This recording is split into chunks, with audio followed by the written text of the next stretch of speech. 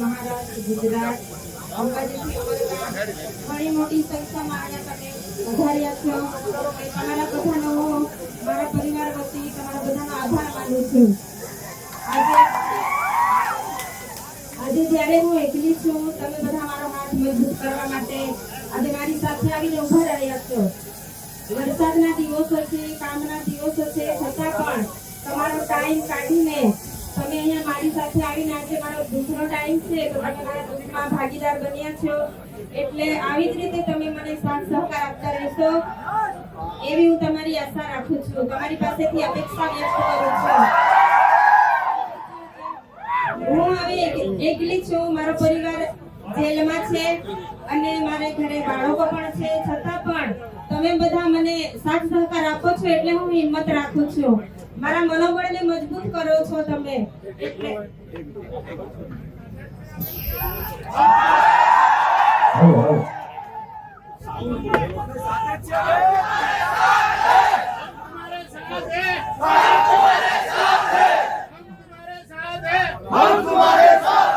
તમારો મને સાથ સહકાર આવી જ રીતે મળતો રહે એવી હું આશા વ્યક્ત કરું છું. અને બીજું, હવે જે 18 દિવસનું બાળક હતું, આપણે બધા જાણીએ છીએ 10 દિવસ જેલ ભોગવીને આવ્યું છે, પણ તમે બધા અહીંયા એકતા બતાવી અને હાલ જાણવા મળ્યું કે જામીન મળ્યા છે.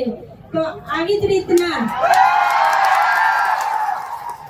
રીતે બીજા અન્ય લોકો પણ છે, આપણા ધારાસભ્ય પણ છે, એ લોકોને પણ આપણે આવી જ રીતે બહાર લાવવાના છે ટૂંક સમયમાં. એટલે જ્યાં સુધી ન્યાય ના મળે ત્યાં સુધી આપણે આપણી લડત ચાલુ રાખવાની છે. એટલે તમે બધા ન્યાયની લડતમાં મારી સાથે રહેશો અને મારા પરિવારને સાથ સહકાર આપશો એવી હું આશા રાખું છું. હવે જ્યારે તમે બધા સાથ સહકાર આપશો એવી હું આશા રાખું છું, જ્યારે હું મુલાકાત માટે જઈશ તો હું ધારાસભ્યનું મનોબળ વધારવા માટે દરેક સમાજના લોકો, આપણા ત્યાં પ્રોગ્રામ હતો, દરેક સમાજના લોકો તમારી લાગણી, તમે જે લડો છો તે લડાયકને માન આપીને બધા જ અહીંયા પધાર્યા છો એવું હું તમારા બધા વતી ત્યાં મેસેજ પહોંચાડીશ.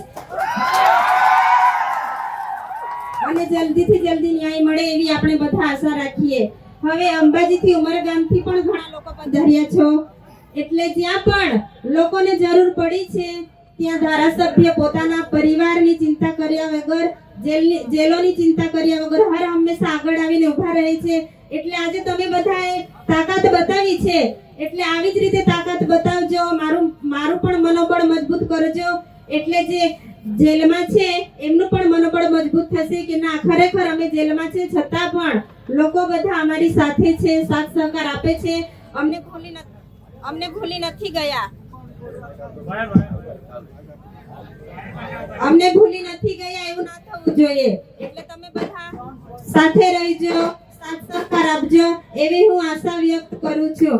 હવે એક વાર નથી, બે વાર નથી, આપણી સાથે આ ત્રીજી વખત થાય છે. તમે પણ હર હંમેશા સાથ સહકાર આપો છો. જ્યારે પણ હું આમંત્રિત કરું છું કે હું એકલી છું, તમે બધા સાથ સહકાર આપજો, તો તમે બધા ઘણે દૂર દૂરથી અહીંયા પધારો છો. એટલે તમારો બધાનો હું આભાર વ્યક્ત કરું છું. અને દરેક સંગઠનના અગ્રણીઓ, વડીલો, ધારાસભ્યો અહીંયા જે પધાર્યા છો તમારો ટાઈમ કાઢીને, એટલે તમારો બધાનો હું ખૂબ ખૂબ આભાર માનું.